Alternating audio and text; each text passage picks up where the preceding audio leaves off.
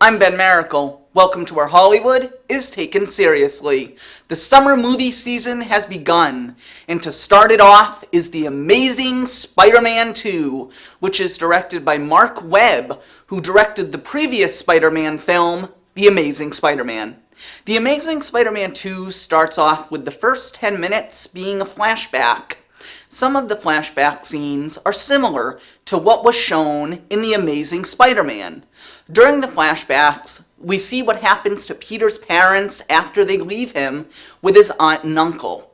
Once the flashbacks are over, we see present-day New York City. The first villain that Spider-Man encounters is a psychotic Russian that creates chaos throughout the streets of Manhattan. After Spider-Man finishes fighting the Russian, we find out that he is still dating Gwen Stacy. Meanwhile, Harry Osborn takes over his father's company, Oscorp.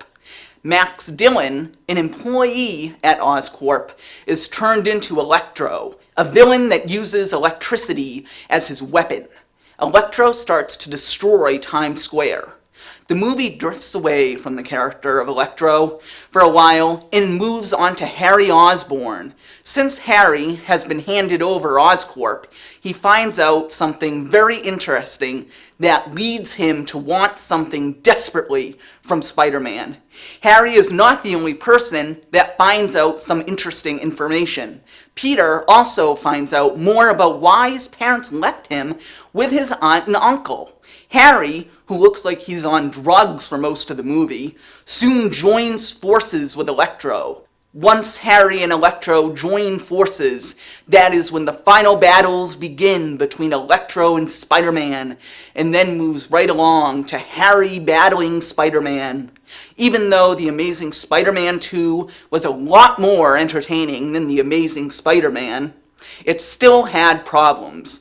The main problem I had was that Emma Stone, once again, gave a performance that was so bad that it makes Alicia Silverstone's performance in the 1997 film Batman and Robin look like she gave one of the top 3 best performances by any actress in any other superhero film. The rest of the acting wasn't terrific either. Andrew Garfield, who plays Peter Parker, and Emma Stone, who plays Gwen Stacy, both deserve Razzie Awards. The other problems was that it was a little too long, and some of the scenes had been done before in different ways in previous superhero films, like The Dark Knight Rises. The only thing that I thought writers Alex Kurtzman, Roberto Orci, and Jeff Pinkner messed up on when writing the story was the character of Electro. I expected Electro to be a lot creepier. One part of the film that I was happy about was that the film did not do something that I call special effects abuse, which is when they use special effects to the point where it looks unreal and not believable. What helped keep my attention and made the movie enjoyable was the plot was more grounded and was interesting. I liked how Peter's father had quite a bit to do with the main story and how Oscorp played a big role in it also. The Amazing Spider-Man didn't have that kind of story because 95% of it was a remake. Even though I thought The Amazing Spider-Man 2 was a pretty decent film, I will say that it is not as family-friendly as the original Spider-Man trilogy.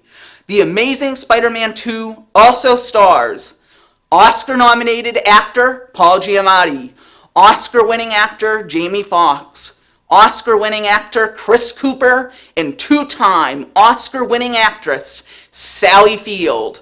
Audiences will see Spider-Man back on the big screen in The Amazing Spider-Man 3 on June 10th, 2016, and The Amazing Spider-Man 4 in 2018. I give The Amazing Spider-Man 2 a B-. Thanks for watching, and I hope you keep watching my future reviews. You can like Where Hollywood is Taken Seriously on Facebook. You can also email me at wherehollywoodisTakenSeriously@gmail.com with your thoughts and opinions on The Amazing Spider-Man 2. And remember, this is where Hollywood is taken seriously.